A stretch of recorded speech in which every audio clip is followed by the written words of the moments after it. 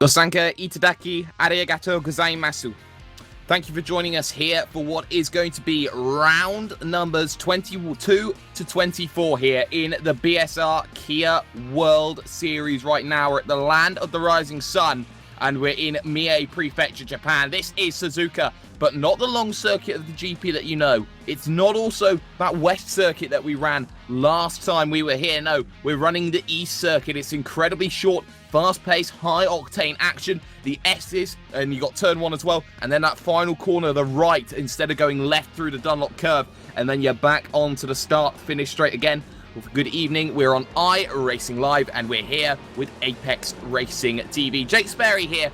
Pretty lonely Jake Sparey today, all alone in the commentary box. Qualifying is underway for 10 minutes, 15 minutes races, 3 of them here tonight with 2 reverse grids. This is the last chance to drop a race if you have some problems. Qualifying lap times coming in then right now, and at the moment it's Rusty Laidler. No, it's Diogo Melro now who is quickest in session. 50.8 is the lap time right now for the number 36 machine. This will do, and if you notice, a brand new livery looking like the old McLarens that you used to see, the likes of IS and Senna, Alain Prost, Gerhard Berger, those sorts of drivers. Nicky Lauda, another example of just what that car looks like. James Hunt as well. And now you can see just how difficult the circuit is. Up through the S's, they're going to come along. You can see Rusty Walsh there behind. Both those drivers, Melro and Walsh, are 2 and 3 in the championship right now. And if you want to look at how those drivers' standings are looking as things stand right now, well, let's get them up for you on screen then. Driver standings at the moment. Julian Janowski of the Souls team holds a slender 16-point margin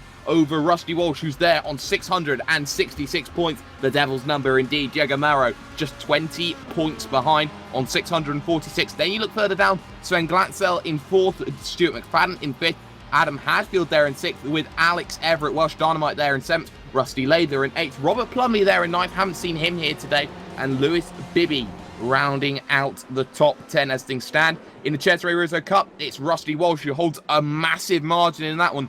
86 points his lead, and has really shown what he is made of over Glatzel, McFadden, Hadfield, Lewis Bibby. Gordon Anderson has done well. He's now up into 6th position with Adam McNally there in 7th. And then you got Stephen Baxter, Stephen Minton, and Duncan Watt.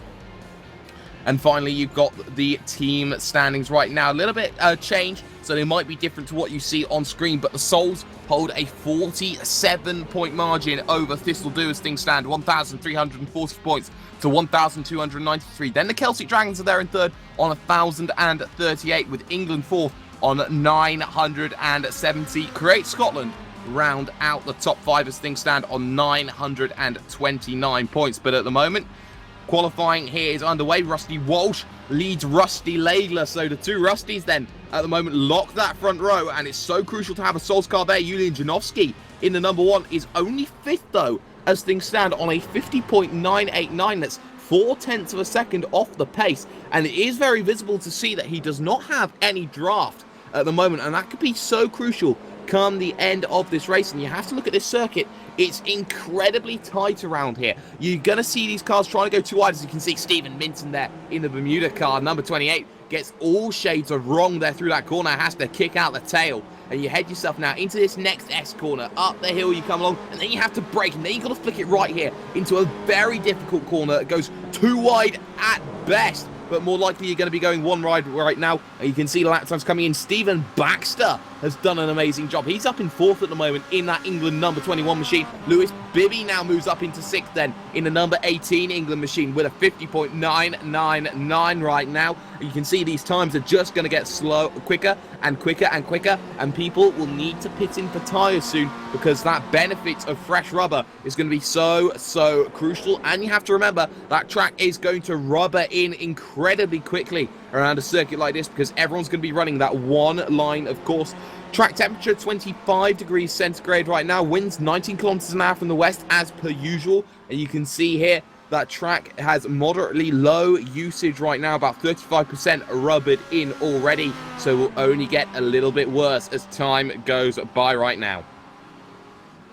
Well, you can certainly see the lap times are going to be starting to come in. You can see just how close these drivers are. Minton is trying to drag people along. His only quickest lap time right now is a 51.6. That's only good enough for row 10, and that's something that you don't normally see of Minton there. He has Lewis Bibby tagging him along, and up ahead, Kit the Hairflick Stevens there in the number 5.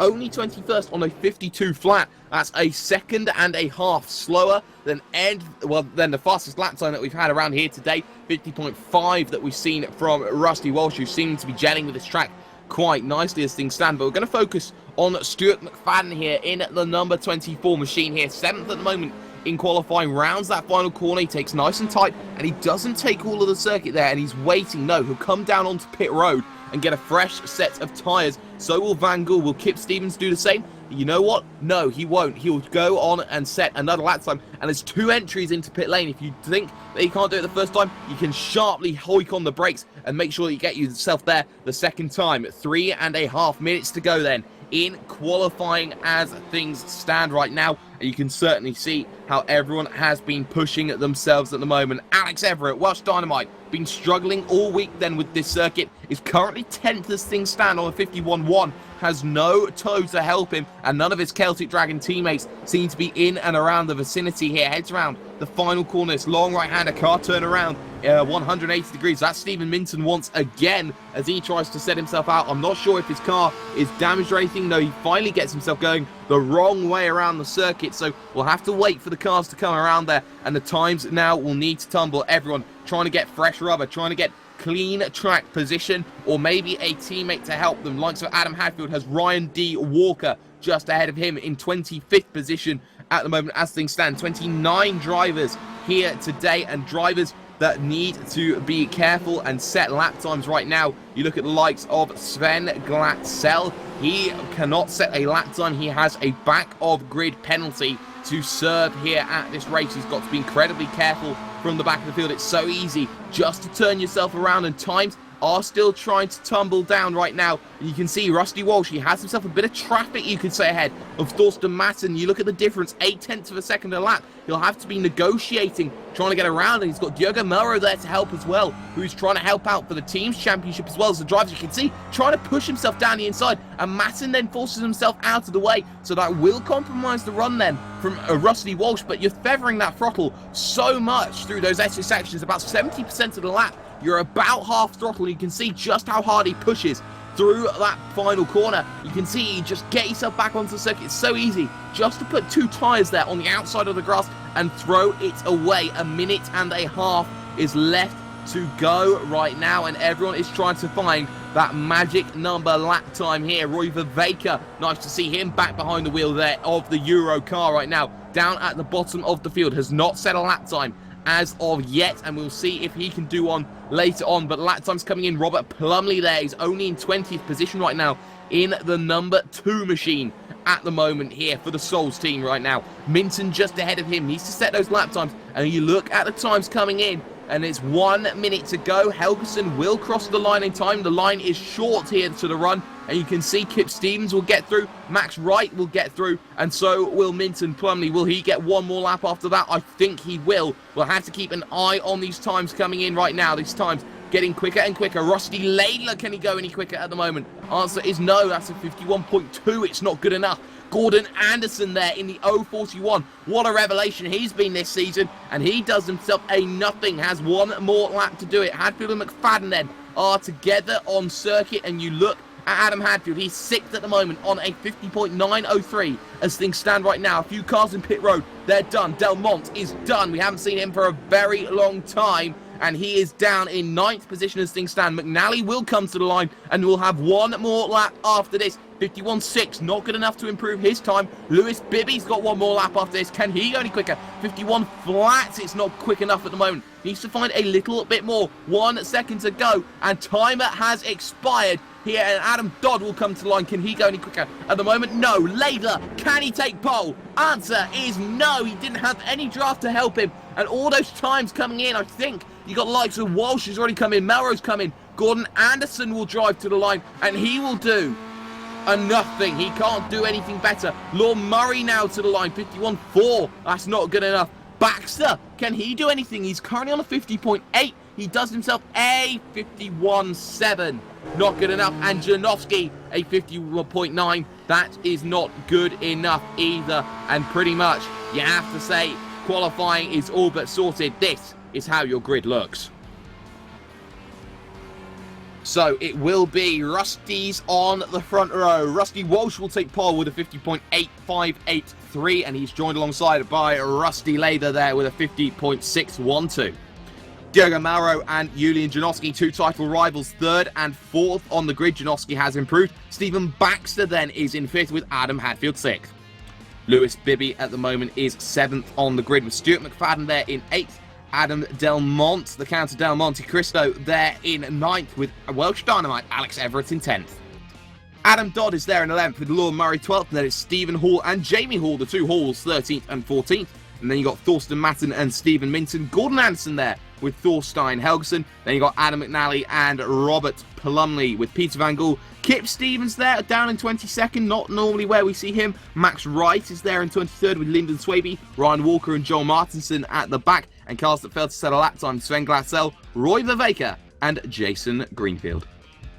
So just 2 minutes then to get themselves up onto grid. Otherwise, they will be starting from pit lane. That is the big worry here this evening, that people are going to be missing out on starts because they're having to start from the back of the grid, and everyone is going to have to be incredibly careful around a circuit like this. As things stand right now, you can see that start-finish line where they line up to grid is a lot further down the track than, say, the start-finish line when they come to take a lap. That's going to be interesting. It's a shorter run then down towards turn number 1 that everyone's going to be looking at and trying to find a way through. And cold tyres especially are going to be a big key, especially around a tight and twisty circuit like this one. You're going to see through the S's cars getting out of shape. You might see a couple of tags of that trademark quarter panel that Alex Simpson keeps going on about. And now you can see just a few cars waiting to get themselves up onto the grid right now. Waiting for the likes of Roy Vervaker in the number 14 to get himself onto the grid. The likes of Max Wright is waiting. The likes of Robert Plumley is waiting. He's traditionally one of the last cars to get themselves up onto the grid right now. But you can see the new Thistledew liveries there, first and third. Very similar to that McLaren. And then you got the two Souls cars. So you know where the constructors is being fought at the front. But you can hear engine notes now.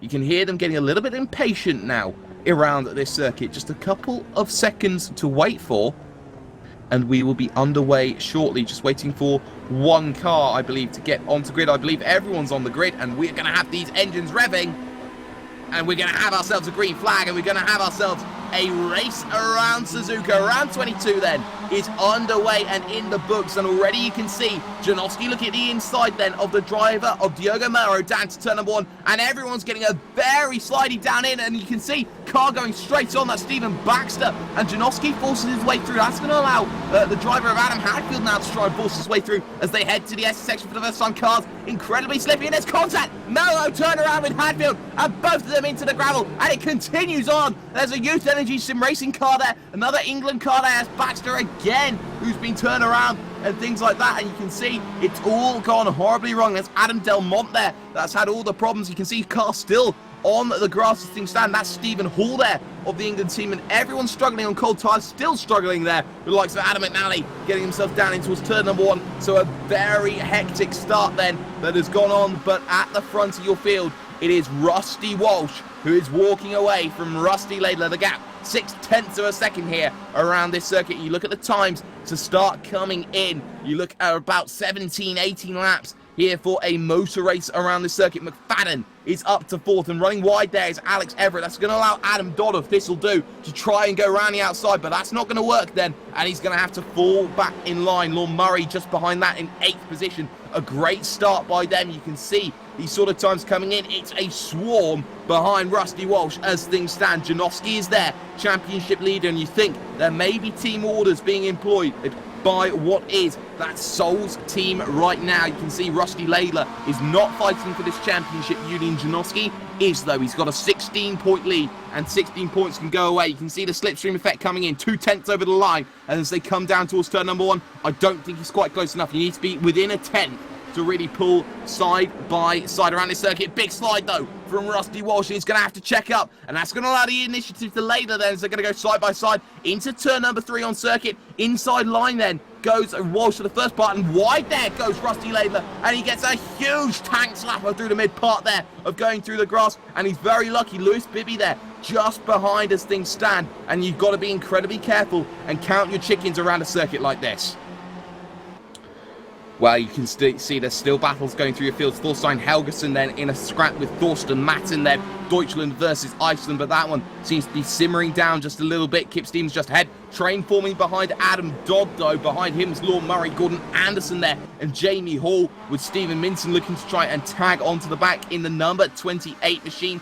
As things stand then, as they go on to lap 4 of this race. Carr getting out of the way then down on the straight, and I can't help but feel that is the driver of Robert Plumley. He is a few laps down, 1 lap down to be precise, but he has to keep going in order to try and hold himself within 2 laps to that reverse grid. That is the key feature that has to be implemented, and it's those drivers who are pushing themselves to the limits that are going to be in a position where they are going to be scoring as many points as they possibly can. Walsh at the front of the field, holding off Janowski, and it's so difficult to get that move here in the Tyson Twister. You have to do it around this part of the circuit, and Janowski's got to line that car up well, but Rusty Walsh is holding a firm line. You see the gap across the line, see if it's going to be enough at the moment. Answer is, it's 0.3 of a second. I don't think he can close that gap down, will Janowski, championship leader here on Rusty Walsh as things stand. Down onto the brakes, then they're going to try and go, and he goes incredibly deep, but he's not close enough, and a little bit of a slide again, though, from Rusty Walsh, and there's Janowski through, pushed to pass if ever I saw it, and that is a change of positions, and now Janowski has to try and break away from the Thistledew car there. Bibby in 4th position, lurking, waiting in the distance. What a season he's been having right now. McFadden, one of the best youngsters, he's there in 5th position right now and is really showing that he's going to be there for the party as things stand. But behind that, Jamie Hall there, Gordon Anderson, Lorne Murray then waiting on the back of Adam Dodd, and if Dodd keeps himself in that position, it's going to be incredibly good points then for the Thistledew team. You've got to remember Diogo Melro has had himself some issues, and he is down a number of seconds, a number of positions as well. He's down in 23rd as things stand right now, having to deal with a massive train just ahead of him. Belongs to Lyndon Swaby, Adam McNally in there, Thorstein Helgason there, Ryan Walker, all in that massive train. And you can see it's pretty much a 2-tier gap as they look to go through. Janowski holding the lead on lap 6. Let's go on board.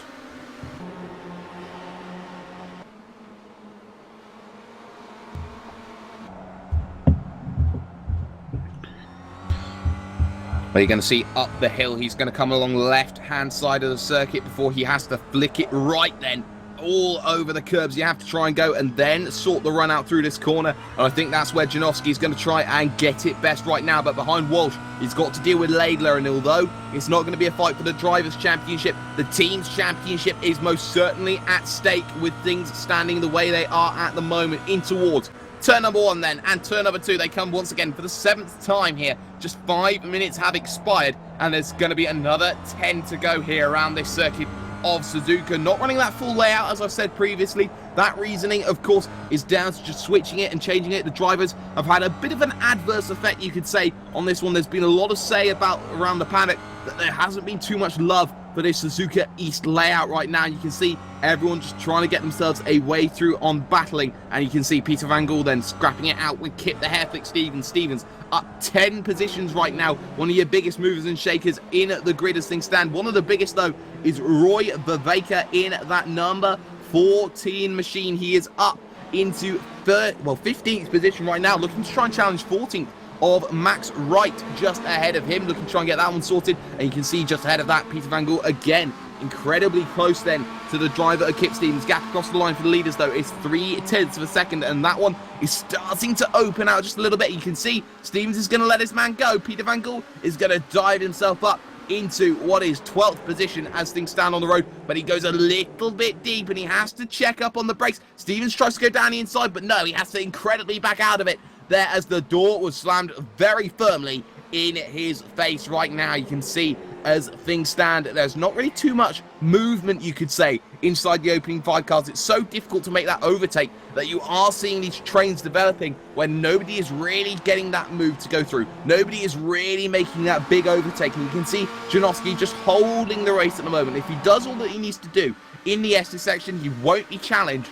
for the rest of this race. Into turn number 1, he comes along, you can see, using that one long trail brake down in. A bit of a puff of smoke then from Rusty Walsh then as he locks up those front tyres just a little bit. McFadden falling off the back of this group, 7/10 slower in that last lap. It really does show you can lose a lot of time very, very quickly around a circuit like this. Murray has Anderson all over him, battle for 8th place then on circuit into the third, well, second left-hander, second right-hander then of this SS section. And looking again at the next left-hander, how close is Rusty Walsh? The answer is he's going to be all over the place, and through will go Rusty Laidler. Big mistake then from the Thistledown car, and that's an opportunity given. And now Lewis Bibby will try and go down the inside towards turn number 1. Not often that we're going to get to see this. Down to the inside, then he will go. And Bibby holding that line. Will he get himself better on the brakes? You can hold it around the outside of this corner. It has been done before. And you can see he's going to try and hold it there. And hold it. And hold it. And he runs out of road. And then loses from second. Or actually from first at some stage. Down into 4th position as things stand. Rusty Walsh struggling. But it's a 1-2. So crucially for those Souls cars right now. Janowski will not be challenged by Laidler. You will have to feel in this scenario. Lewis Bibby then and Rusty Walsh will have to do the work together. McFadden though, off the back of this one, needs to try and catch up. Alex Everett there will be waiting. Lord Murray though, still ahead of Gordon Anderson. Doesn't have to worry. Let's go on board then with the driver of Rusty Walsh then down towards turn number 1.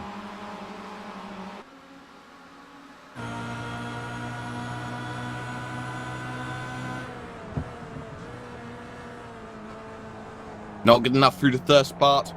Looking for the second part, and it's still not going to happen then for the number 34 machine. Second in the championship. Can't afford to hemorrhage points, but will have the advantage then of what is the reverse grids coming up as well. And you have to keep looking at yourself in the mirrors here around a circuit like this. You've got to be careful about who you're battling. Max Wright, Roy Viveka, Thorsten Matten now on the back of this one. Battle for 14th place on circuit. You can see Viveka can get that inside line, but he doesn't have enough acceleration. And it's just one of those things that isn't really too long of a straight to really maximize the grunt and the slipstream around here. You're pretty much feathering that froth with 70% of the lap. Gap across the line, 0.4 of a second now between Janowski and Laidler. You're not really going to see that battle happen anymore, and they are pulling away a little bit then from the other cars, the likes of Lewis Bibby and Rusty Walsh. Just 5 minutes to go next time by. So you're looking at the times and the chances that you're going to get. Not really happening at the moment. You can see Walsh all over the back of Lewis Bibby trying to find a way through around this section, but you just can't. You really just can't. You're going around the same speeds at the same time, and that's going to be the big problem. Walsh just waiting for that opportunity, and I think everyone else is. And Walsh has been making those mistakes that you can see. It is his first year his first season inside this Kia World Series, and maybe that inexperience is starting to come into effect there with those mistakes. All the drivers ahead of them, they've raced this before. They've managed to have longer times in this car. They've managed to master it longer. And you can see here just how these trains snake as they head towards turn number 1. Laidler can play that rear gunner role that he has done so well time and time again. And you never see Janowski making a mistake. And now you can see Lewis Bibby getting a fantastic run out to the corner. Can't quite pull it side by side. Has to back out of it. And so does Rusty Walsh there, as he was almost into the back of Lewis Bibby. Has to be incredibly careful side by side. Murray, though, has Stephen Minton for company. So Anderson has made the way through then into 8th position right now as they came through. So all eyes have to turn to that mid-pack. Jamie Hall using the old Wales livery, the old Cymru livery that we used to see there in 11th position right now. And there's Robert Plumley 1 lap down, just latching on to the back of the group and hoping for something else to happen there. Car we've seen a little bit slower through that corner there was Adam Dodd. He's doing a great job there in 7th position as things stand. But at the front though, with just 4 minutes to go and less, you can see they're all incredibly close. Again, Lewis Bibby, though, tries to dive through the second part of the corner, gets incredibly close, but not quite close enough yet. Still, there is an opportunity. That's the warning shot, though, for Rusty Laidler. He saw the door open, and a bit of a rusty sandwich at the moment for Lewis Bibby. He's got to be incredibly careful about how he picks and chooses the moment, where he places the car, where he finds that moment to get through. These 4, you have to say, are pushing hard. But how quickly can you push hard, and how quickly can you make that move into the final corner then? They come once again up the hill, off camber. They're going to go, and it's so difficult to get the magic run out of it. And you have to say that slipstream is going to be crucial, and they're going to try and break it. You could say time on the clock, 3 minutes to go then. So you have to say 4 laps on the clock as things stand. Cars that are out of this race John Martinson. Plumley's 2 laps down. Del Monte's 2 laps down. So that's all you got to see. Down to the inside, though. Tries the driver of Rusty Walsh, and he gets the move, but he loses a lot of time, and that could be decisive. Come the end of this race, he's got to find a little bit more now. He's not close enough now to the back of Rusty Laidler. He's got to pick him off one at a time with just a few laps to go. And you can see the times have dropped away from what was 50-second laps. They're now 51-second laps. And you've got to be incredibly careful around a circuit like this. You can also see runoff areas are certainly not the most forgiving, you can say, around here. Walls incredibly tight, almost street circuit feel from what is one of the older circuits in design right now. Walsh trying to close in on Laidler. This one, a battle for points to try and stop the hemorrhage there of Janoski leading this race. And he has done so many times before. You can see Laidler going defensive there down to turn number 1. Has to. It's the prime overtaking opportunity, and you're not going to see too many other moves. Maybe down to the last corner, you might see someone try and throw a pretty much a Hail Mary to try and get themselves that one way through. You can see Walsh is trying everything, trying to eat everything of the curves down on the inside to really maximize the corner. You can see here again, he looks to the inside down at Dunlop, but it's not going to happen. Now flicks it right down on the curves, but it's one line suits all through here, but he's closer than he's ever been before to get back into second place. This is crucial for the Cesare Rizzo Cup. He leads that one by a fair margin. I think no one's really stopping him in that respect, but now he looks at Laidler. Now he might look to the inside, and you know what? He will look to the inside. There's nothing Laidler's going to do about it here. He'll try and hold it around the outside, but with just 2 laps to go, it's all starting to kick off at the front, and you can see still going to be side by side trying to push the wall. A little bit of contact there between the two there, front to rear, but it's going to be position Walsh. He gets himself up into second, and now he's got to get onto the back then of Julian Janoski with just a lap to go. You can see incredibly close coming Rusty Laidler down onto the back of his rear bumper, but it's not going to be close enough for the moment. I think Janoski might just be clear with a lap to go in this motor race. Into the right-hander, final corner. You've got to look at that gap. It's got to be about 0.3 of a second, 0.2 maybe, and he might be able to get it. Gap across the line, I'm expecting half a second though, and the answer is across the line, just 0.4 of a second. I don't think it's going to be enough. He can close onto the back, in my opinion, on the final lap of this race, but I'm not sure if he can make an overtake right now. You can see into turn number 1, they're going to go. Still looking. Turn 2, still looking. Not going to happen. Close, but not close enough as things stand. Walsh now has to be absolutely glued to that rear bumper of Janoski here through the final lap. Bit between the teeth, but we continue on here. 4th pass of the S's, then this second right-hander then, and then the third left of Dunlop, and then one more corner to go after this, and then everyone's going to be saying, is this the end of this race? The answer's going to be yes. Janoski holds it for the moment, and I think he's going to hold it to the line. It's an incredibly short run, but it's going to be Julian Janoski who will take another race win, and he wins it by a mere fraction, just 1/4 of a second to get himself up and over the line. What a race we just seen. Everett then will come home ahead of Dodd, and you can see there's still scraps to be had coming towards the line as well. Peter Van Gool, he's got Kip Stevens there just behind him. You can see their nose to tail, but I don't think Stevens is going to have enough time to really get himself to the line. Viveka, though,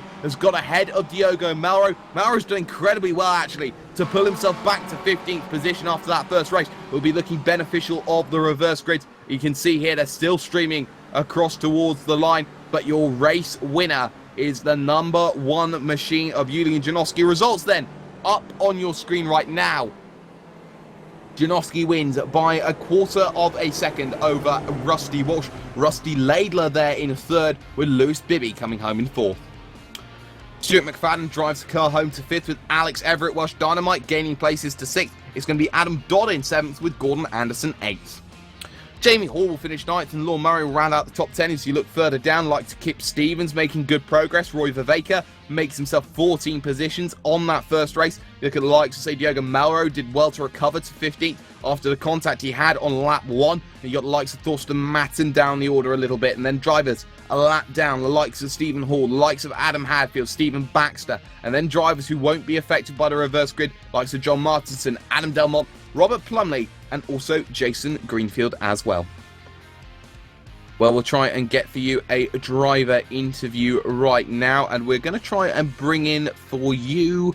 Let's try and bring in Adam Hadfield here. He found himself a lap down in this race earlier on, so we're going to see if we can put him in to this group right now. Adam, thank you for joining us in the commentary box. It's one of those days where that first race hasn't gone for you. You qualified 6th on the grid, and at a circuit so tight as this, you have to be even more precise with where you put your car, and for you, it just didn't happen today. No, well, I sort of got off the line well, immediately up into 5th. Then obviously Yuli and Diogo got into each other a little bit through 2. So I'm thinking, right, 4th place is mine kind of thing, and then Diogo looks to have lost it over the curb. And I'm sort of sat there right in the firing line. It's unfortunate. I know it's an accident from him. He's not meant to come over that way, but it's just how it is, I guess. Yeah, it certainly is. And you see these battles going on at the top of the field, and it's so difficult around a circuit like this to really make that overtake count. And, you know, drivers have been moaning all week about how they don't like the circuit here, and they think it's too tight, and they want to run that full course a little bit more and have some of those open corners so they can make some big moves. You know, around a circuit like this, is patience going to be the key factor? Yeah, I think in reality, you've just got to set people up out of the last corner and draft them into the first. Anywhere else, a move's going to be risky. I mean, at about lap 5 there, I tried to go up the inside of one of the Club England cars, and he didn't realise coming and turned in. So, you know, even back in 24th, 25th, a simple overtake like that didn't work. Yeah, that does seem to be the problem for you. Reverse grid, you're going to be hoping that you find something quite nice. It is difficult to be stuck behind cars around a circuit like this, so for you, maybe a full reverse grid might be beneficial. Yeah, it's the only way I'm getting anything out of this meeting now. A nice big grid reverse. Well, we all know who's going to be the magic fairy behind that. It's Samuli behind the camera standing by with that trademarked wheel. He's going to spin it, and we're going to see, Adam, where you're going to line up in the next race.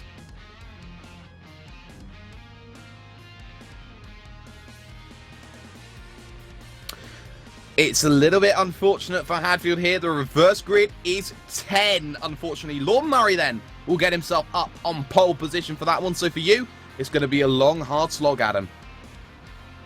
Yeah, I just got to survive now, get through that first lap and then pick off who I can. Yeah, it seems to be the big problem for him. Adam Hadfield, a poor result in that first race, only 23rd. But he joins us as part of the Celtic Dragons team. We're going to take a short break, but when we come back, round 23 will be back up and going after these few messages.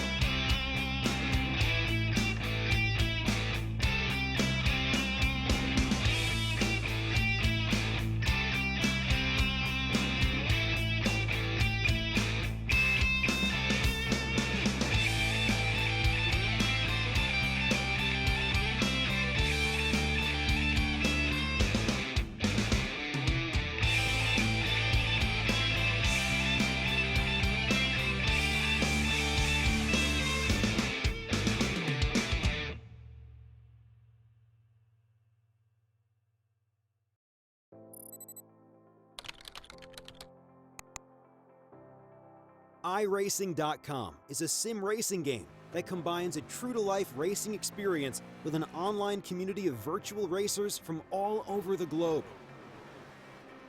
iRacing offers a multitude of officially licensed cars and tracks, laser scanned with millimeter accuracy.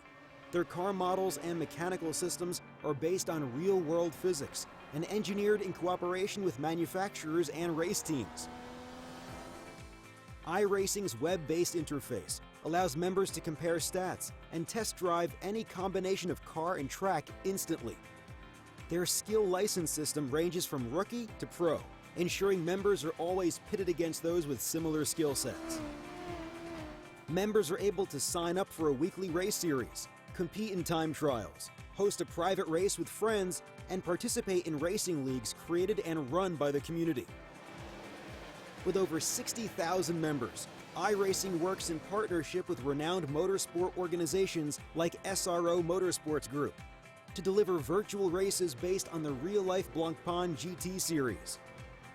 iRacing's Blancpain Endurance Series features team racing, giving members the ability to build a team and participate in races ranging from 3 hours to 24 hours. Additional partners include NASCAR, IMSA, V8 Supercars, IndyCar, allowing members to race in their very own 24 hours of Spa, Bathurst 1000, Daytona 500, and many more. iRacing.com, delivering the most authentic racing experience short of getting into a real race car.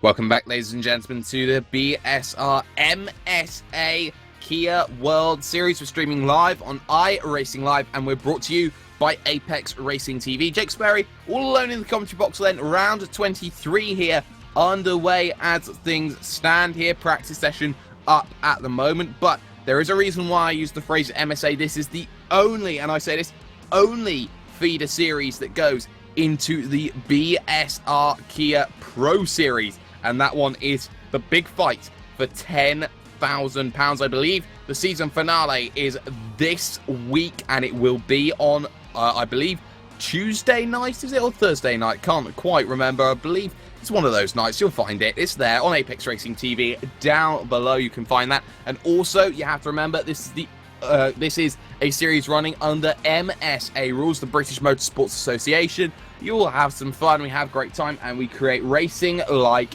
this. And you can catch any broadcast that we've done previously on Apex Racing TV. And also, you can join us right now. You can join us at our Facebook page here, and you can see that down in the description. £3 if you want to race for just one race weekend, or it could be £15 as a team driver that you can join one of these teams, or it's £20 for a season as an independent driver now. Also, if you are brand new to iRacing, you're looking to try and get into it, you're trying to get into some fantastic racing that you see. Maybe you've seen the Road to Pro that Alex Simpson, Andrew Woodhouse, and Adam Bath were on at Montreal earlier on today. They did a fantastic job with that. Maybe you've seen something else like the World Series here today, like the Pro Series, the Club Series, IMSA, for example. Then you can get 3 months for the price of one with the promotional code PR-BSRTC, and also you could get €30 off of any JCL Sim Racing products to be faster with a promotional code 5VATA1KA. And now, got ourselves about 3 minutes here to go. This session a little bit warmer than you could say what was previously. These tracks do have that tendency to do it, and you have to say, if the track's a little bit warmer, you're going to see these tyres grip up a little bit more. You're going to see these drivers getting ourselves a little bit more secure, you could say, into turn number one. But what you could also see, though, is maybe a scenario where that reverse grid, only a 10-car reverse grid where Lord Murray's on pole position, where those slower drivers are holding up cars who are a lot quicker. You normally see those Create Scotland cars be that little bit quicker. Well, not exactly quicker, but a little bit more difficult to pass, and especially around a circuit like this. We saw this in race one, and I'll keep harping on about it for the entirety of this broadcast. You find yourself in a situation where you can't get yourself past another driver. You know, it does eat up you. You do get frustrated around a circuit like this. You are looking to try and make that move, but it just doesn't seem to happen. And once again, Robert Plumley goes a little bit too far there down towards the final corner, completely forgetting where the circuit goes. So, you know, just pulling off to the side, making sure that he resets the car, which you can't normally do in qualifying, as we've seen. And you all have to look around yourselves and say, you know, who am I fighting? Who do I need to try and get past? And you see those drivers who are in the middle of the pack, who didn't get that reverse grid happen to them, they're going to be scrapping amongst themselves once again. Nobody really wants to do that. Roy Viveka started at the back of the grid. He's now in the mid-pack. He needs to try and find himself a way through on some more cars to get himself up through the field. And it is one of those things where the wheel can be a fickle mistress. And if you don't get it right, then you're going to be in all shades of wrong. And I'll tell you who it does favour. It really does favour Thistledew. It really does favour the Souls as well. They have their drivers up inside the top 10. Diogo Melro, though, he has to do it from 15th. He has to do it from a further of ways afield. And he's got to be incredibly careful about how he tries to do it. Well, we are seeing these cars all trying to get into their practices. Sven Glatzel quickest at the moment in this one at 50.9 as things stand. The only driver to break the 51 barrier in the 10 minutes that they have, just 40 seconds before they get themselves up onto the grid once again. And you know, there are a lot of things to fight for. The Cesare Rizzo Cup, Rusty Walsh seems to have that stranglehold on that one, and this reverse grid will certainly help him out in that context. And you'll also see a lot of drivers looking to try and make some inroads here, looking to try and avenge themselves for race 1, looking to try and keep going with race 1. And Julian Janowski, you have to say, he is one of those favourites starting in 10th position. He normally has a fantastic and eclectic turn of pace where he can just find a way through gaps where other people seem to have problems right now. But you can see practice over as things stand. The grid coming up for you in just about 10 seconds time from now. This is Suzuka here in your BSR MS8 Kia World Series, and this is round number 23, the second race of the evening of 3, and this is how your grid looks. So it will be Lord Murray then on pole position. He's joined alongside by the 420 machine of Jamie Hall. Third is Anderson with Dodd fourth. Then you got Everett and McFadden, Bibby and Laidlaw, Walsh and Janowski there with Minton, Van Gool, Stevens, Viveka, Melro, Wright, Matton, Helgeson, McNally, Swaby, Walker, Hall, Hadfield there with Baxter, Glatzel, Plumley, Delmont and Martinson. A 28 car grid then as things stand right now, and you can see cars looking to get themselves gridded up. 1 minute then they have to grid up, or they start themselves from pit lane there. You can see Sven Glatzel there has a car behind him waiting to get on. That is Robert Plumley. He does get himself up onto the grid, still waiting though for one more car, and that is the driver of Roy Viveka there on the grid right now, just waiting for him. Yes, he does get himself gridded up, so we're going to hear those engine notes rise.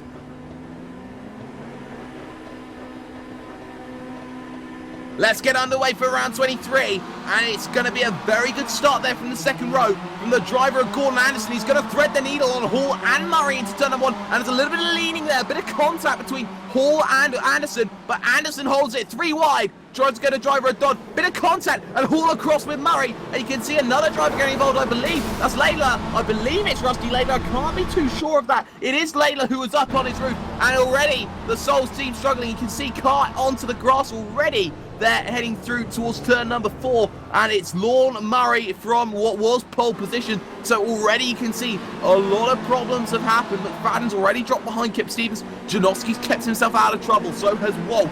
Bibby is there, Everett, Welsh Dynamite in second, but it's Gordon Anderson who leads this one in the 041 machine as things stand front of this one, and he has a little bit of a gap to work with, a gap of 0.8 of a second now as he heads down towards turn number 1. Let's go on board though with the car in second place. That's Welsh Dynamite, and that is Alex Everett.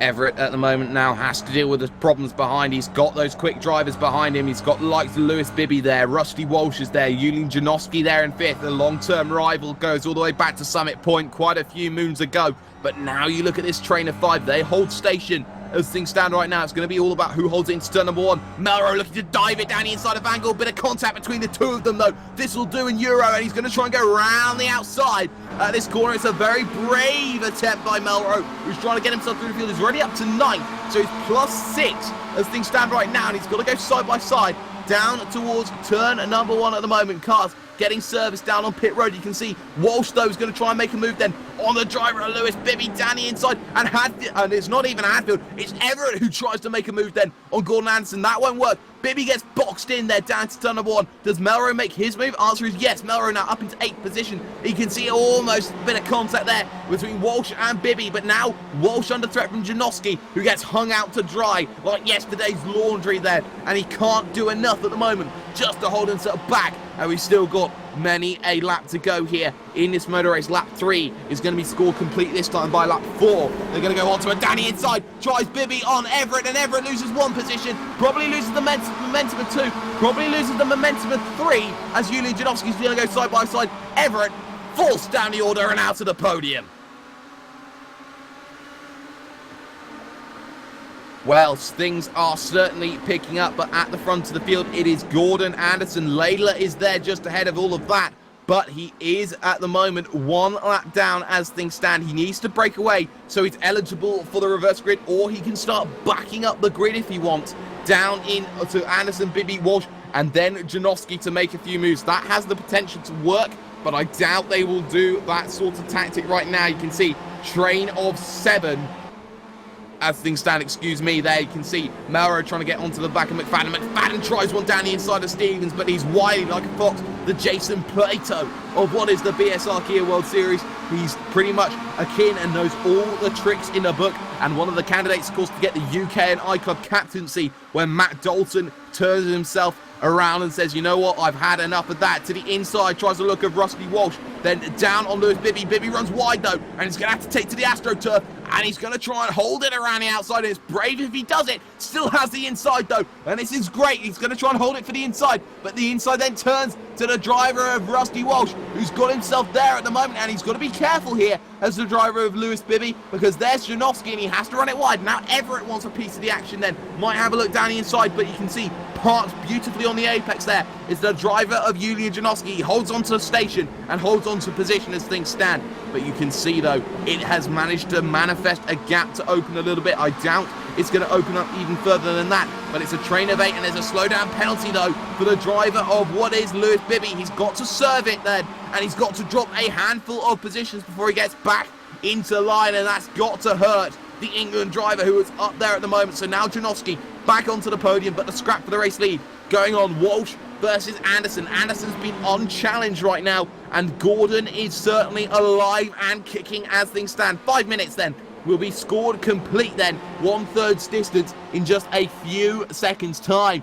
and well, this opening thing has started to take its effect, and where you certainly see everyone just gearing up right now, people getting a little bit impatient, and any one of these drivers can certainly take this race win from right now. McFadden though, side by side with Melrose down to the final corner. Melrose again trying that outside line, trying to make it work, but at the moment it just doesn't seem to be happening. We'll have to cut back across and get that line down to the inside. There is a little bit of slipstream to help, but I think it's going to happen then. Side by side, no, McFadden trying to go a little bit more defensive. Up ahead though, 3-way scrap for your race lead. Anderson though still holds it then, but runs a little bit wide into turn number 1. Walsh is down the inside of Anderson, but Anderson trying to hold it around the outside, inside for the next corner. We've already seen this once, and he has a little bit of a tap on his man to say, you know what, try and go past. A little bit of slide from Janoski, and they all hold station for the moment. But Diogo Mara is through on McFadden. He's now up into what is the position of 6th and has to get past Kip Stevens, and there was a little bit of bad blood back 2 seasons ago, 6 months back. You look at Suzuka, where this was a title decider, and Stevens said, you know what, I think I will prefer Pete Newman to win over Diogo Melrose, and now you see them go back full circle here at Suzuka. Battle at the front of your field though. Walsh looking to try and get through on Gordon Anderson. Anderson going defensive to the outside. Will try Rusty Walsh. Janoski waiting in the wings in 3rd position, and around the outside he tries to go, but he runs a little bit too deep there, does Walsh, and now has to try and hold it there. A little bit cheeky, but he's going to get the position as things stand. Anderson drops out of the race lead. But there is contact, though. There is contact there with Janowski, and round will go Anderson, and to the back of the train he must go. And now we'll have to deal with Lewis Bibby around the outside. So maybe a new race winner. Not going to happen just yet. Walsh has a gap, and that is crucial right now. Bibby side by side with Anderson as they head up towards Dunlop, and still Bibby holds on to the position. Now Peter Van Gool waiting in 9th position right now on the back of this train.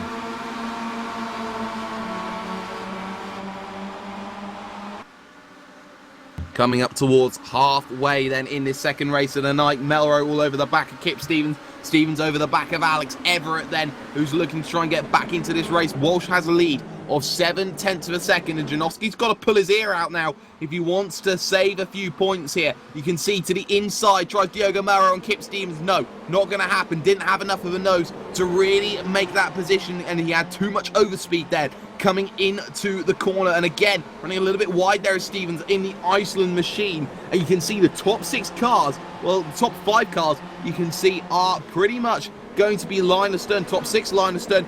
5 different teams inside that top 6 really does tell you that everyone's there. Top different 6 in 7, 7 in 8, 8 in 9 cars are different. That says all you need to know about just how diverse the talent is between the teams. And you can see once again that gap has closed though at the front. It's down to 4/10 of a second, and closing even more then for Julian Janowski in the number 1. He's looking for that way to try and get through then on Rusty Walsh then. Battle for the championship and the race lead. And you talk about great battles in Kia Series. You talk about Baker and Savidovic that we saw at Interlagos the last time the Pro Series was there. You look about the battles that we had where we had 9 cars split by a second last week at Interlagos when we were racing. But now here at Suzuka, it's completely different dynamic. It's 2 cars at the moment who are going at it hammer and tongs. And you can see behind that, Kip Stevens is holding the group, and Alex Everett isn't really making any inroads on this group ahead of that. Can't make the move sorted. Janowski,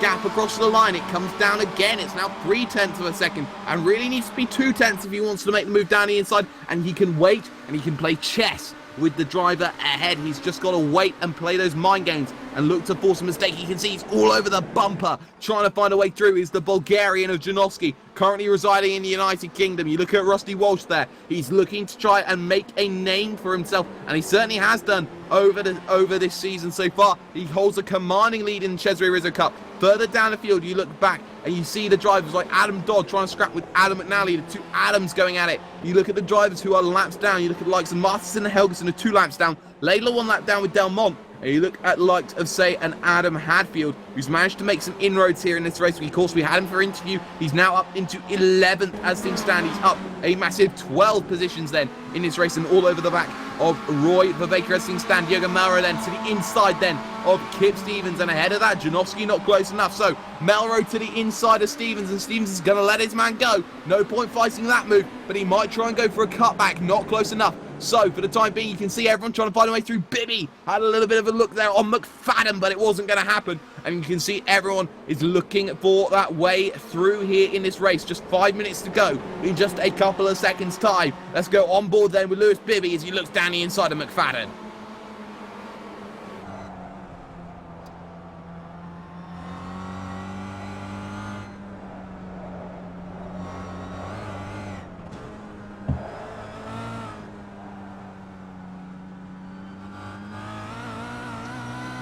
Not close enough, but McFadden is, though, to the back of Kip Stevens as things stand at the front of your field. Janowski is close. It's under 3/10 of a second, but still not close enough. You feel it's got to be 2.5 then. If it was 3/10 of a second, it's got to be a little bit less there. Janowski's got to do a little bit more. And you can see inside, though, is Lewis Bibby on Stuart McFadden. He couldn't make the move sorted then on the driver of Kip Stevens. He was close, but he certainly wasn't close enough as things stood there. So certainly a lot of battles still going on. Alex Everett holding the fort for the final spot then on the podium as things stand, and he's got Diogo Melrose making that recovery drive. Started 15th, now up to 4th, and if you say you can't overtake around a circuit like this, well, Melrose will be the man to prove you wrong. He's up 11 as things stand right now, and all over the back of Alex Everett. Up front though, Janowski is close, and he's closer, I believe. Yes, 2.61 is the gap, which was 2.96 earlier on, and he is close. He might have a look to the inside and still not close enough. He goes, and again, Rusty Walsh is just doing the bare minimum to hold himself off through the straights. Janowski's trying absolutely everything under the sun. Everett has run wide though after contact and now tries to get a massive overspeed that just holds him on to fourth. And you can see contact though with Kip Stevens and Lewis Bibby, and those two have got at it in the park. And Stevens will lose what is a couple of positions there. And I don't know whether Lewis Bibby will hold off those positions. No, he won't. He's behind McFadden, but that's all it is right now. The front, though, is going to be the key battle then. Just 3 minutes to go then as they will cross the start-finish line. And that gap has opened up a little bit more. It's now half a second. So all that work that Janowski's done over the last 3 laps, it's been eradicated. But he has himself about 4 more laps then to try and find a way through on the Thistledew car in brand new livery there in red and white McLaren, you could say, there of Rusty Walsh as things stand. Melrose in third. That's going to be crucial for the Constructors' Championship right now. And you look down the field, down the field, down the field. Where is the next car for what is the team known as Souls? The answer is, you got to look down at 17th position and Robert Plumley, and he doesn't look like he's going to get any more positions. So a disaster in race 2 for, excuse me there, ladies and gentlemen, for the Souls team as things stand. Everett has a gap to Melrose. Melrose is flying through this field right now, and you see the likes of, say, Roy Viveka having to deal with Adam Hadfield, battle for the final spot inside your top 10, and behind that, Max Wright is there, and so is Sven Glatzel there, the German who had to start from the back of the grid in race 1, pretty much had to do exactly the same in race 2 because of poor results. And you can see just how everyone's trying to get closer still, but Janowski's got that gap back down to 0.4 of a second now with just 3 laps to go in this race. Side by side they try and go. Viveka close, not close enough though is the driver of Adam Hadfield, can't do enough. Glatzel trying to go around the outside of right, not going to happen. Going to have to wait on it. Going to have to just think that there is going to be something left to go for, but there is nothing there for the moves down in the S section. You have to make it down in towards turn number 1 as things stand. Is Janowski close enough? 2 to go then. When they cross the line, no, still not close enough. You can see they're pulling in Layla, and Layla's got to really hold on as well. This is the untold story here. If Layla's within 2 laps, he's fine. If he's outside of those 2 laps and he goes 2 laps down, he's not fine. And he's got to worry then, because he will most certainly have to do it from the back of the grid, even if there's a reverse or not. And now you look at this, gap is now half a second, and now there's draft for Rusty Walsh. And that's going to be the key factor here. At the moment, the one time you have to say if Sol's car needs to help out Janowski, it's hindering Janowski now. There's nothing much he can do anymore. Battle low for 4th and 5th. It's Everett versus McFadden now as they head themselves down into the right-hander. 1 lap to go when they'll cross the line. And you have to say, it has been in fits and starts this one. You're looking for that advantage, and Walsh certainly has it then as things stand across the line. Will there be a move down to the first corner? Well, I think there's going to be a move from McFadden potentially. Do or die, you could say. And then they have to focus on race 3. Look to the inside then. Tries McFadden? Potentially no. He's not going to try a David Croft dive bomb. Not by one calculation at all. And it's certainly not going to happen maybe into the final corner. Janowski, though, has not got enough. But Layla's got to hold on. And this might be the only time where you're going to see backmarkers fighting. And if they do fight, there's nothing Walsh can do. Janowski will come back into it. You can see a little bit cheeky there trying to block it. And he's got to be incredibly careful. And he'll lose the gap. He'll lose the point. He might lose it. Yes, he will. He's losing the reverse grid there. It's Rusty Layla. That's crucial for the constructors. But it will be Rusty Walsh then who will take the win in race 2. Rolls reverse on how that all finished out. Janowski second, Melrose there in third. The 3 title rivals all inside the top 3. Everett 4th, McFadden 5th, and Lewis Bibby then trying to get the position back to Stevens over the line. That is not going to cut the mustard in my opinion, but you can see these drivers all just scrapping it down to the line. And I believe Bibby and Stevens got incredibly close over the line, but not close enough. Anderson was close as well, and you can still see the final shades of characters coming through. Jamie Hall there was up at the front at the very beginning. Adam Delmont, the Count Del Monte Cristo, certainly having himself a poor day at the office. And there you can see John Masterson trying to come across the line. Results then up on screen for you. Rusty Walsh takes the win by 1 second then over Julian Janowski, with Diogo Melrose from what was 15th on the grid coming back to 3rd. Welsh Dynamite Alex Everett will come home in 4th position ahead of young Stuart McFadden in 5th. 6th position then for Lewis Bibby with Kip Stevens in 7th. A lot of words will be exchanged between those two. Gordon Anderson, from what was leading the race at lap 1, has only managed to finish 8th. Peter Van Gool will finish in 9th position with his teammate Roy Vervaeke rounding out the top 10. Adam Hadfield there in 11th with Max Wright 12th. Sven Glatzel in 13th with Stephen Baxter 14th. Adam Dodd there in 15th position with Robert Plumley 16th, with McNally and Minton there 17th and 18th. Hall and Swaby will round out the top 20, And then you see the likes of, say, Lord Murray, who was a lap down, the likes of Adam Delmont, who was also a lap down. Maybe the likes of Rusty Laidler as well, 2 laps down, won't be affected by the reverse grid. And his night is pretty much all but dashed, you could say, in some respects. We are going to get then a driver interview as quickly as we can. And we are going to try and bring in the driver of Rusty Walsh, if possible. He managed to get himself a win in the 2nd race there of the evening. Rusty, thank you for joining us. A win and a 2nd in your first 2 races. The only problem you've got is Janowski's doing exactly the same thing, a win and a 2nd. He's so quick. So quick. All that needs to be said, really. Well, in that 2nd race, you had to start from what was 9th position on the grid. You had the advantage in that respect. You saw the cars going around left and right. In that situation, are you thinking that, you know, maybe a little bit of luck's involved, maybe hope that it just doesn't come back and hit you? Or are you just trying to maneuver that car into a position where you know that you're not going to get tapped? It's always a gamble. You can play it safe and come out the other side, or you can try and go for the gap and hope you make up a few positions. I mean, I had Julian right behind me. I knew I had to try and take every chance I had, so I just threw it in the gap, put my foot down and hope it stuck, and this time it worked. Nürburgring it didn't, so you win some, you lose some. You certainly do, and well, for you, final race of the night, you've got to be hoping that there's going to be another reverse grid that's incredibly short. This circuit is difficult to overtake on, but if the top 3 is anything to go by, you have to say 9th, 10th and 15th on the grid turned into 1st, 2nd and 3rd. Maybe you're hoping for a shorter reverse grid. Maybe a long one might work out in the long run. I don't mind. I wouldn't mind if it was a full reverse grid. Let the other guys have some fun. Well, maybe if there's a little bit more fun to be had, we could certainly see it in this final race. Samuli standing by behind the wheel. Let's spin it. Let's see where you're going to qualify. Go, go, go.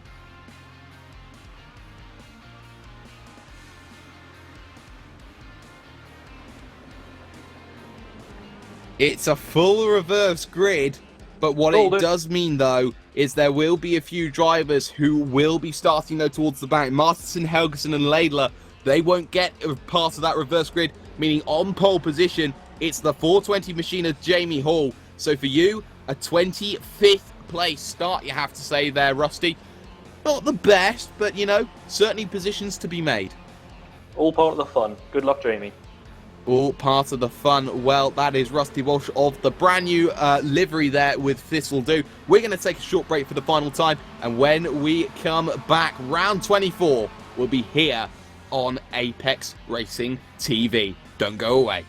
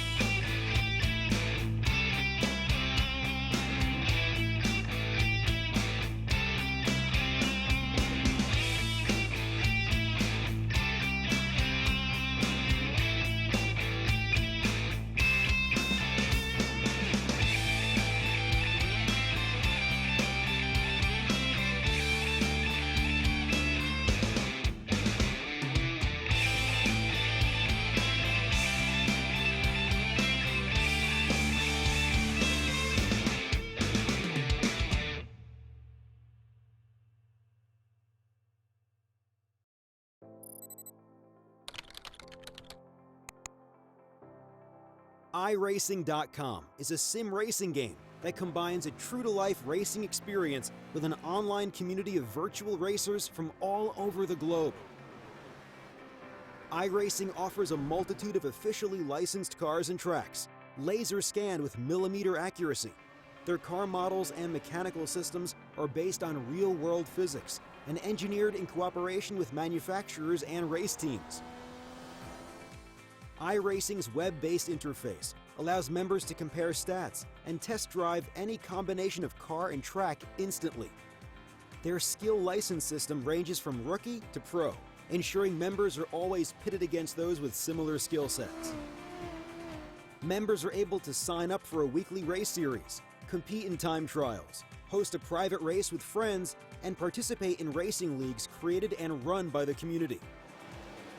With over 60,000 members, iRacing works in partnership with renowned motorsport organizations like SRO Motorsports Group to deliver virtual races based on the real-life Blancpain GT series.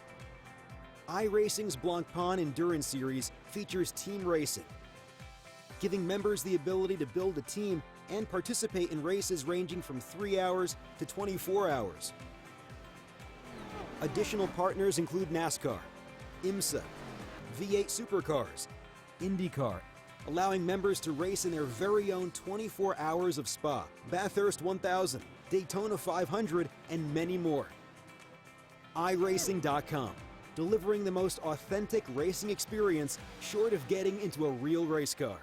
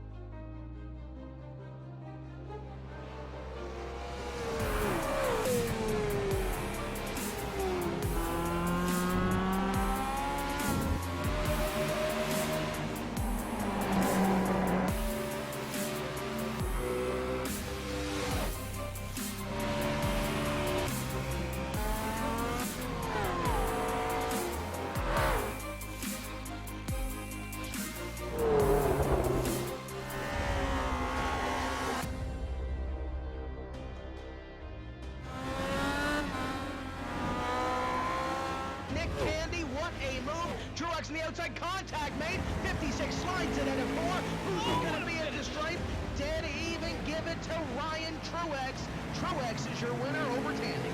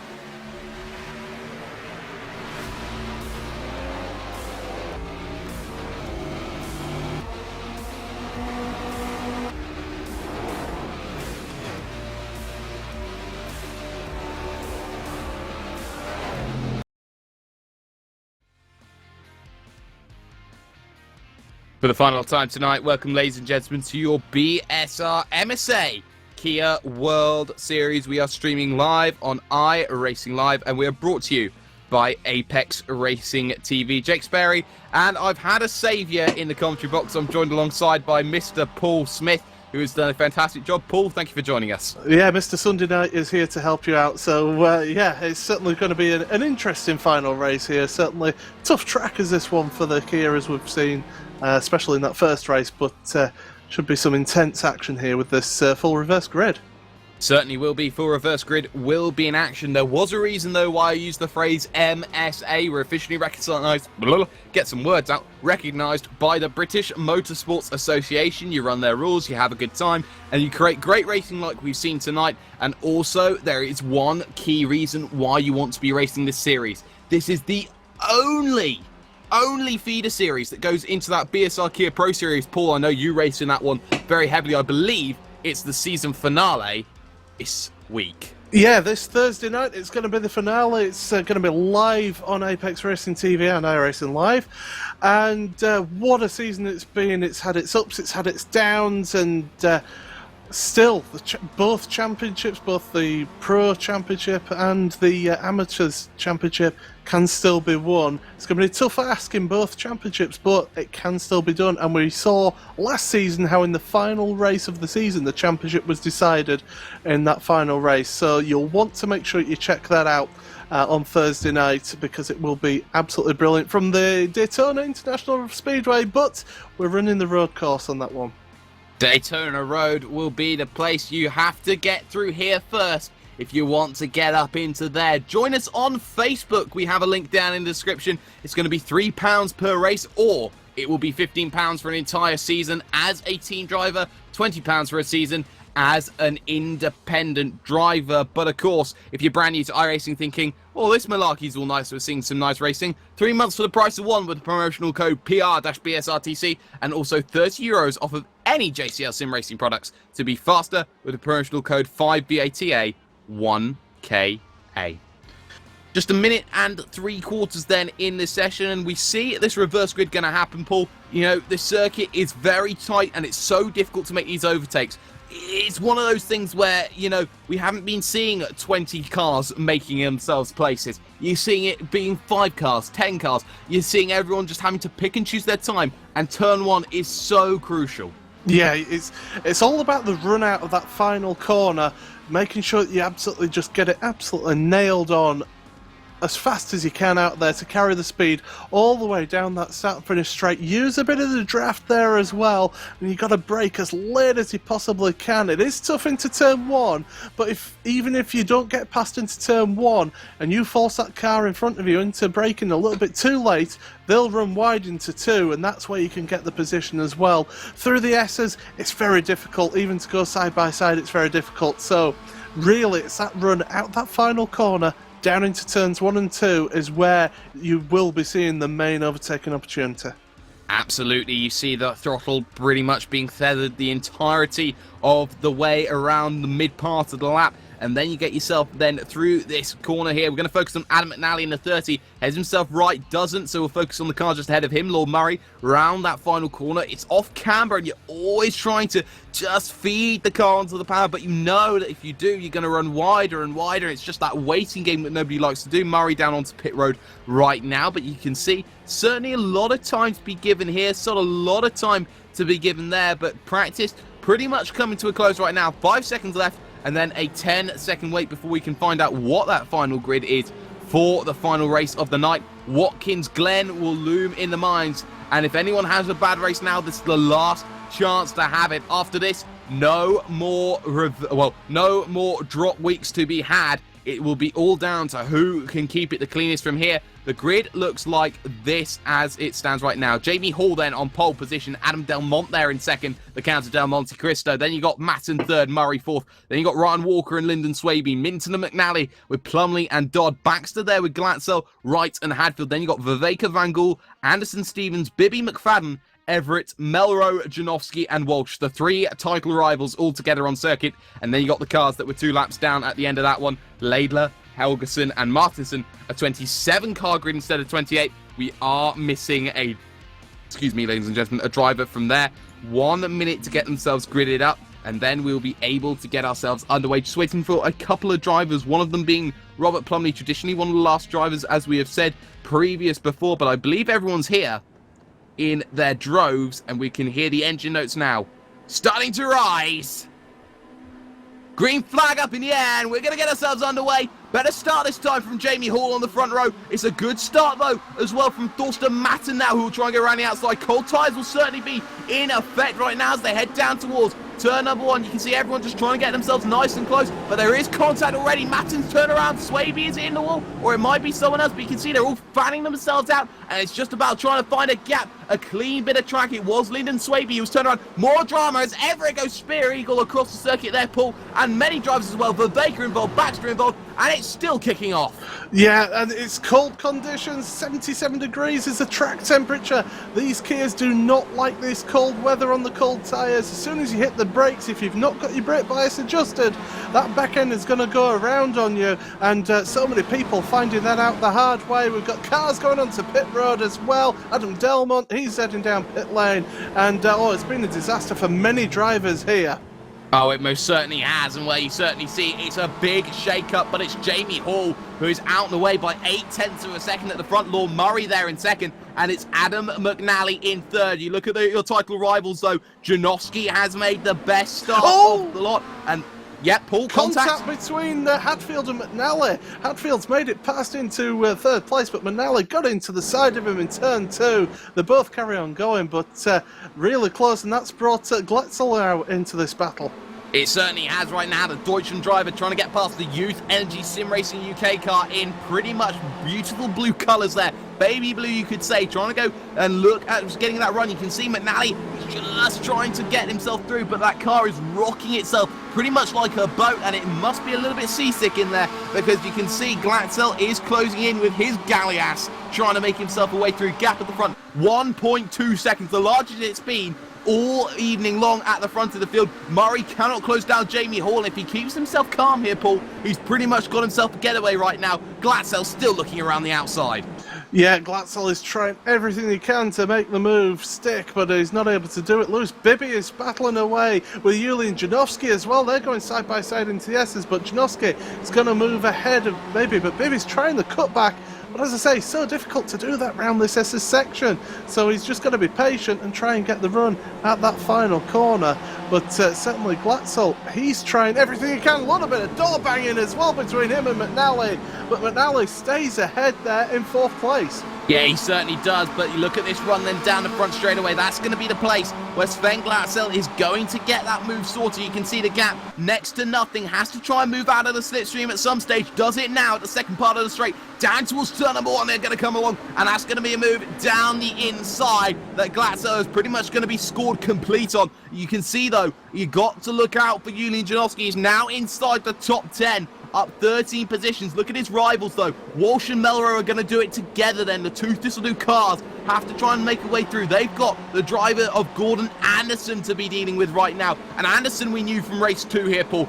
Very difficult to get past, but he will show a chink in the armour at some stage. Rusty Laidlaw has made the move past on Gordon Anderson down into turn 1 as well this lap. So Rusty helping his teammate out by being between him and Walsh and Melrose. So Julian, he's in the best possible position at the moment. He's putting the pressure now on Max Wright. There's Kip Stevens in front of them as well. So there's a few positions yet to be had for Julian, I think, in this race. And we've still got 11 minutes 15 to go, as looking down the inside of Anderson is Adam Walsh.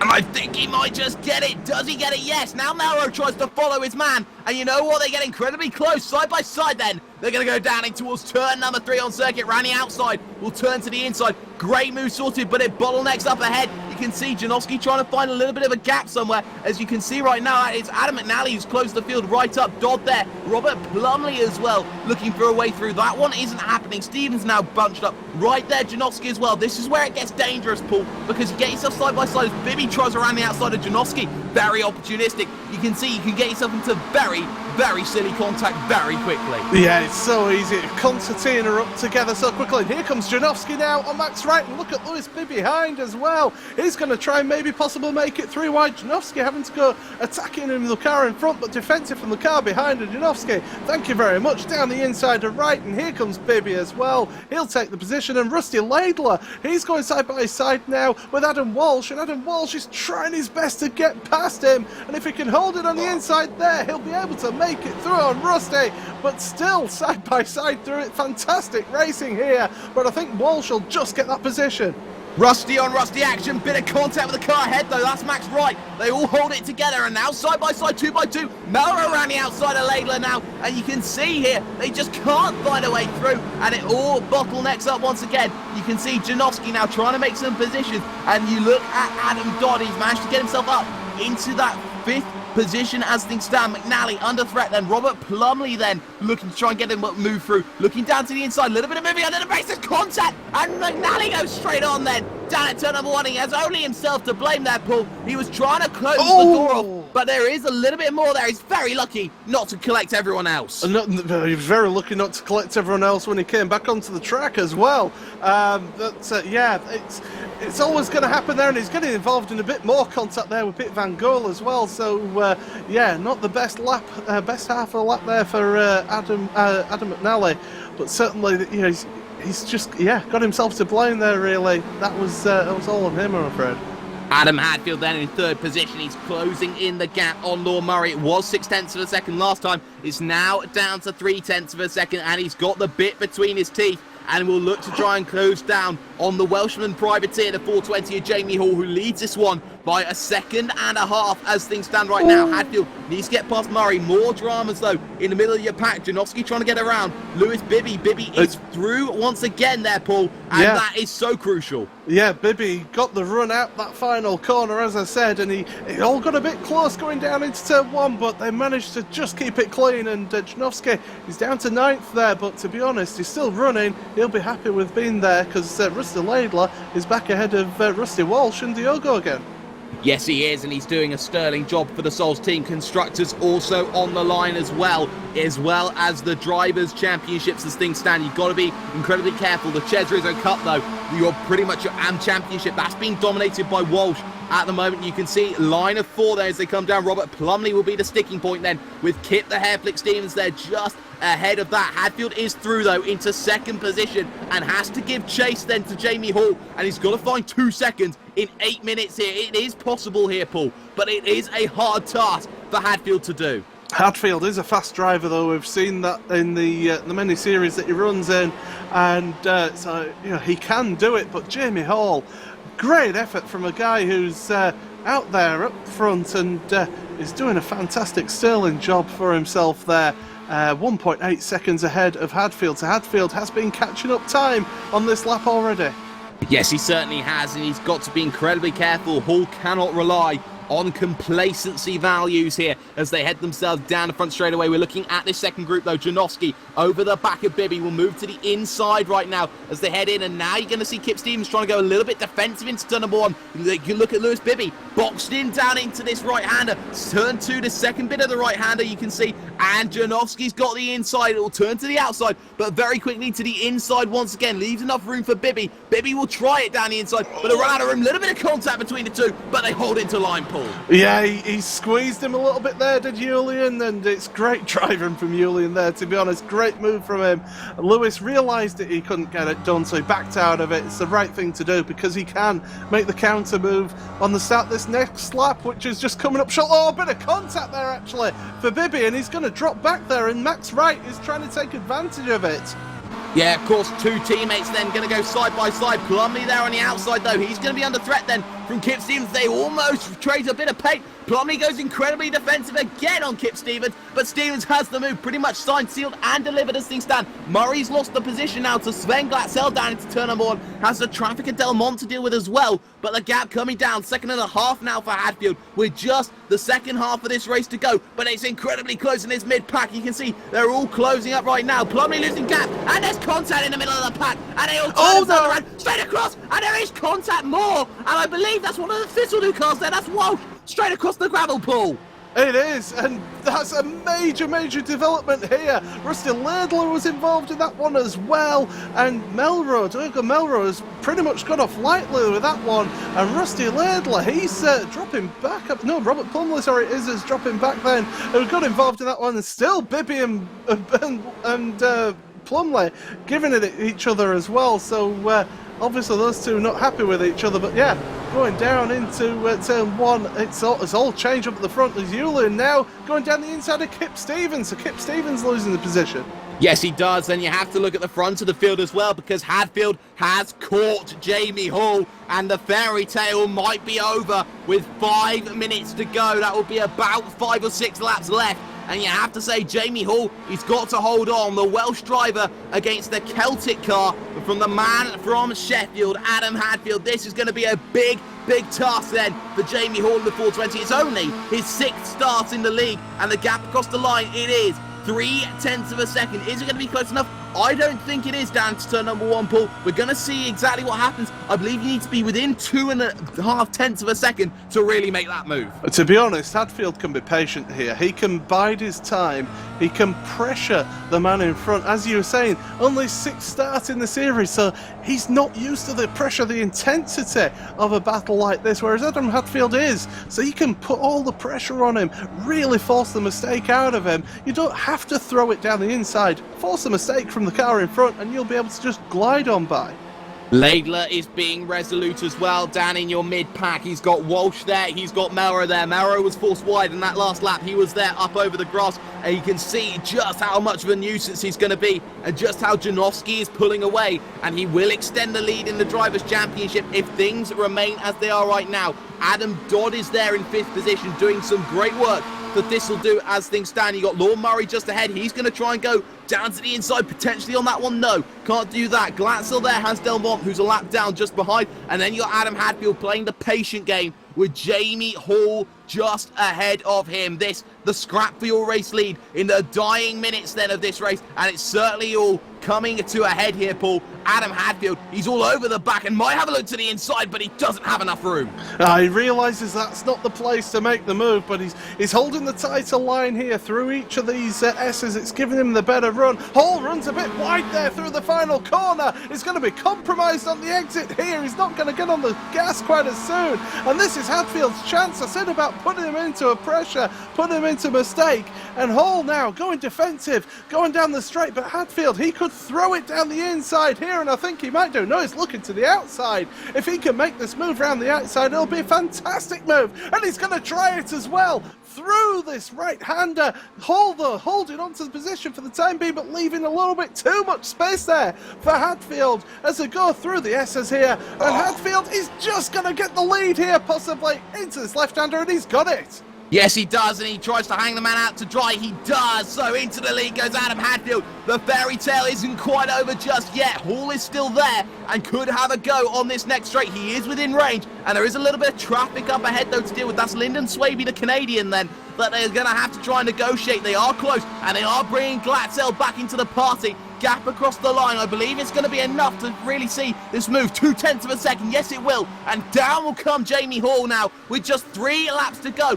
To the inside then tries Adam Hadfield. And now Jamie Hall's got to stay calm here. He's got to make sure he does it. And he might try to switch back down the inside, but the door is shut very firmly closed. So still, though, Glatzel might have something to say. And you look at Janowski. He's closing in on Lord Murray for the top 5. Closing in on Adam Dodd for the top 5. And now you look, Walsh is also through on Laidler. And Melrose something there. 4 stories to look at there, Paul, and no one has any eyes to look at it. Yeah, it's all absolutely chaotic. It's fantastic.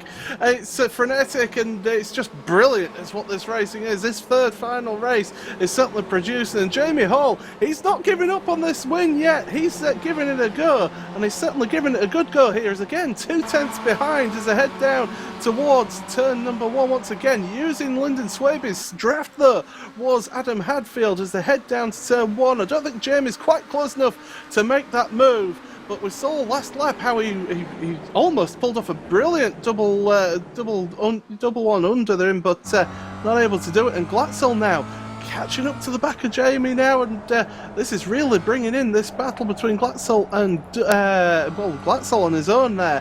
Of course, there's a lap car behind him, but he's really coming in on this battle here.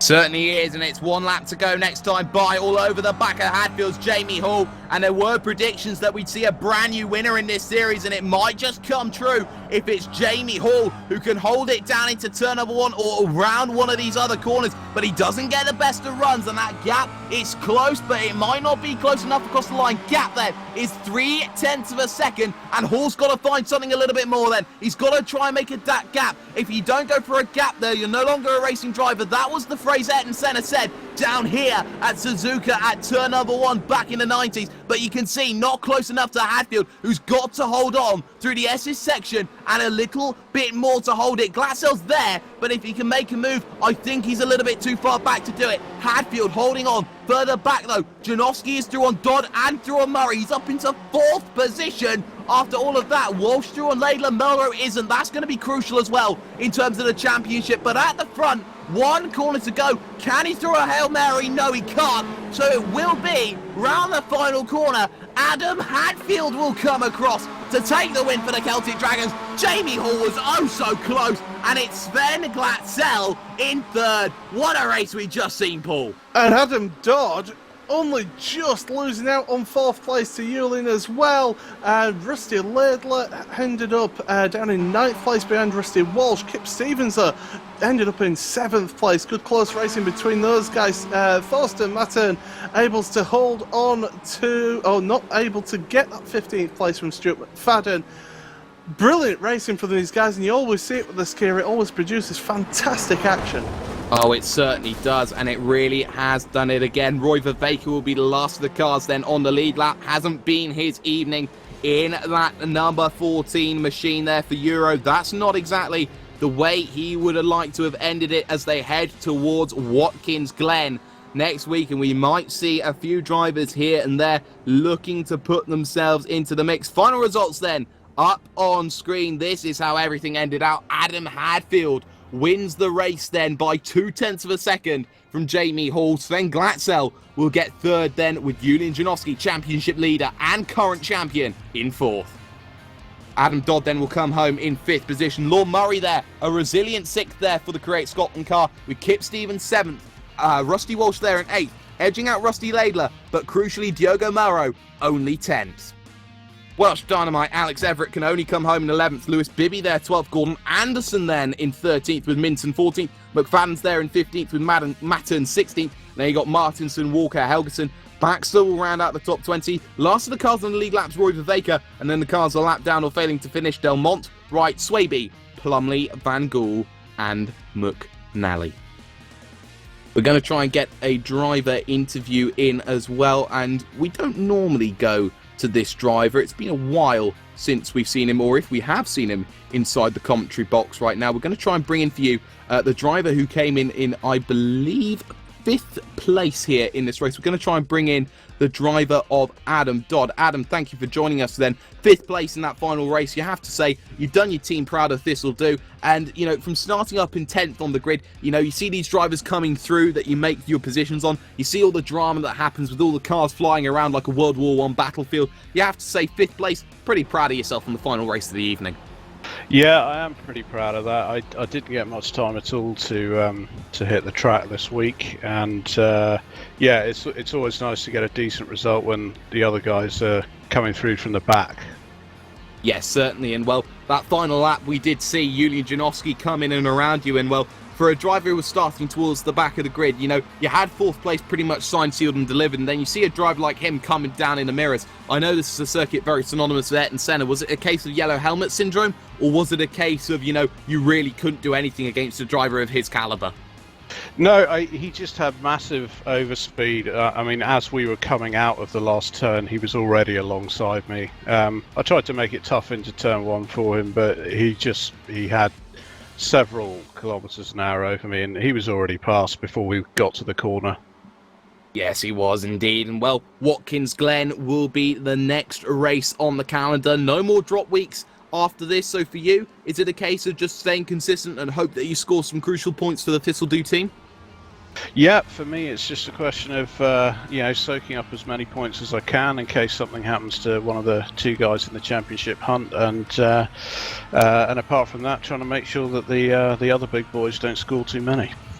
Most certainly Adam Dodd then a 5th place finish then in the final race of the evening. Paul, you have to say a fantastic bit of racing that we've just seen in that final race. I know you were busy with other broadcasts in race 1 and 2, but Watkins Glen next week, they're running the classic layout. It's not going to be the case of they're going to be running that boot. They are going to be in a position where they're looking to try and run pretty much the NASCAR circuit, you could say, of what's going on. So drafting, incredibly effective around there, and it's going to be high pace, and you're not really going to see many cars being able to break away.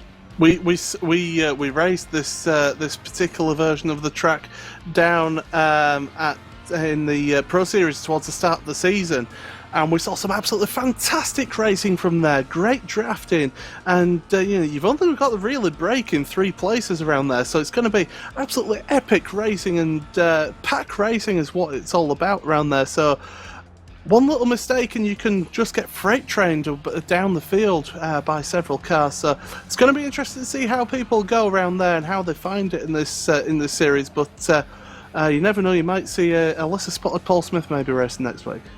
There may be a Paul Smith racing next week, but there may be a few things that need to be said afterwards. A huge thank you, though, to all the drivers who've taken part. A big thank you to you watching at home, and a big thank you to Paul Smith there on my right-hand side for stepping in at the last moment. Samuli's been there behind the cameras from minute 1, doing a fantastic job, and I've been Jake Sparey. This has been the Kia World Series on iRacing Live and Apex Racing TV, and Suzuka certainly said one thing, but now the gloves will be off. The final 12 races will come into fruition. The road to Daytona Road is coming up, and Watkins Glen will be the next stop on the tour. Good night.